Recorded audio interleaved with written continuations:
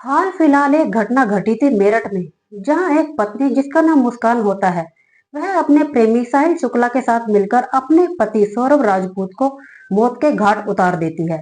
ऐसी ही एक घटना घटती है उत्तर प्रदेश में, जहां एक नई नवेली दुल्हन जिसके अभी हाथों की मेहंदी भी फीकी नहीं पड़ती और वह अपने पति को मौत के घाट उतार देने की साजिश रच डालती है। चलिए दोस्तों, यह सच्ची घटना उत्तर प्रदेश के औरैया जिला की है। थाना लगता है बेला बेला थाना क्षेत्र की यह सच्ची घटना है। 19 मार्च के दिन गंभीर हालत में लहूलुहान एक व्यक्ति मिलता है। पुलिस को सूचित किया जाता है। पुलिस तुरंत घटनास्थल पर पहुंचती है और उस व्यक्ति को वहीं के विदुरा के स्वास्थ्य केंद्र भेज देती है। नई नवेली दुल्हन जिसका रिलेशन पिछले 4 साल से अनुराग यादव से होता है। अनुराग यादव वहीं के औरैया जिला के सियापुर गांव का रहने वाला होता है। थाना फफू लगता है। प्रगति यादव अनुराग से शादी करने के लिए अपने घर में भी बात करती है, लेकिन घर वाले इस शादी से इनकार कर देते हैं। इनकार करने का जो कारण होता है वह यह होता है कि वह मेहनत मजदूरी का काम करता है, ट्रैक्टर चलाता है, जिसके कारण उसके घर वाले इस शादी से इनकार कर देते हैं। अनुराग के चलते प्रगति अपने हाथ की नस भी काट लेती है और खुद को मारने की कोशिश भी करती है, लेकिन घर वाले इस शादी से इनकार कर देते हैं। इसके बाद 5 मार्च 2025 को प्रगति की शादी दिलीप यादव से कर दी जाती है। दिलीप यादव वहीं के मैनपुरी के नंगला दीपा गांव का रहने वाला होता है। शादी काफी धूमधाम से होती है, घर में खुशियों का माहौल होता है।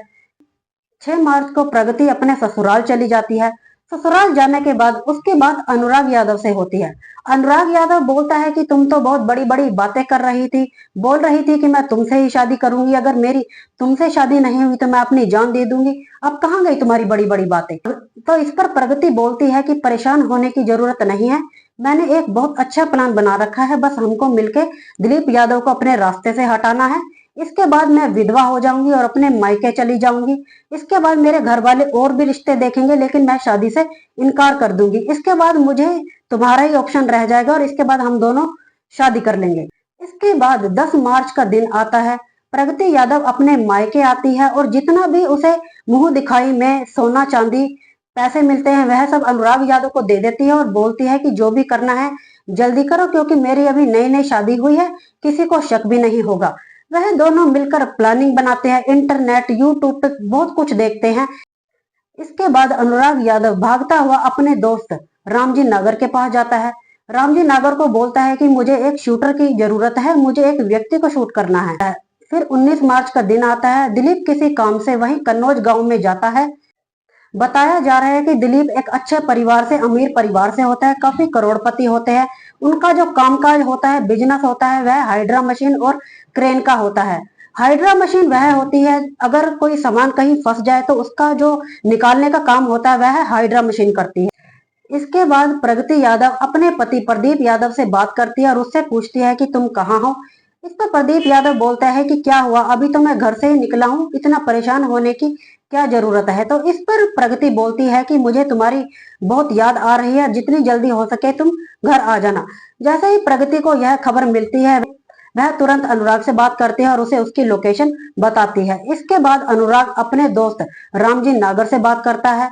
दोनों बाइक पर सवार होकर तुरंत कन्नौज के लिए निकल जाते हैं।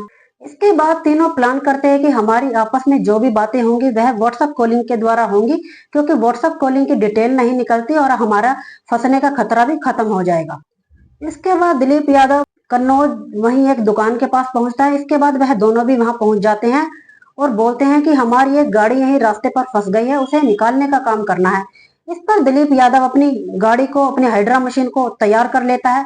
वह बोलते हैं कि मशीन को अभी यहीं रहने दो, पहले तुम एक बार साथ में चलकर देख लो अगर तुम उस गाड़ी को निकाल भी पाओगे या नहीं। दिलीप यादव उन दोनों के साथ बाइक पर बैठकर उनके साथ चला जाता है। वह जो जाता है वह जगह पड़ती है पिलिया। पिलिया जो पड़ता है वह पड़ता है पटना नहर के पास। थाना जो लगता है वह लगता है सहार थाना क्षेत्र। सहार थाना क्षेत्र की यह घटना होती है। जैसे ही वह तीनों बाइक से उतरते हैं कि आगे आगे दिलीप यादव होता है और पीछे वह दोनों होते हैं। जैसे ही वह 2 कदम आगे चलता है कि वह दोनों उसे गोली से शूट कर देते हैं और वह वहीं लहूलुहान होकर गिर जाता है। इसके बाद पुलिस को सूचित किया जाता है। पुलिस तुरंत घटनास्थल पर पहुंचती है और उसके घर में सूचित करती है और जितने भी वहां रास्ते में सीसीटीवी कैमरा होती है पुलिस उनको खंगालती है और देखती है कि उसमें एक फुटेज मिलती है, जिस फुटेज में 2 व्यक्ति होते हैं बाइक पर सवार। पुलिस उन दोनों को हिरासत में ले लेती है और कड़ाई से पूछताछ करती है। पहले तो वह कुछ बताते नहीं, लेकिन पुलिस जब सख्ती से पूछताछ कर तो इस पर अनुराग यादव बताता है कि उसका पिछले 4 साल से प्रगति यादव से रिलेशन होता है।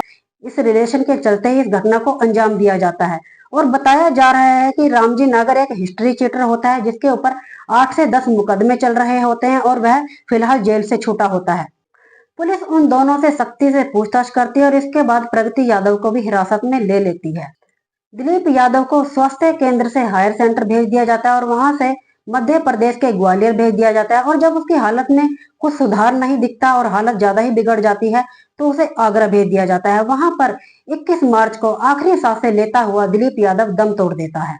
यह सच्ची घटना सुनाने का उद्देश्य किसी का दिल दुखाना या किसी को परेशान करना नहीं है, बस आपको जागरूक करना है कि इंसान कितनी ही होशियारी से या कितनी ही प्लानिंग करके किसी घटना को अंजाम दे, लेकिन वह एक न एक दिन पकड़ा ही जाता है। पुलिस एक न एक दिन उसे हिरासत में ले ही लेती है।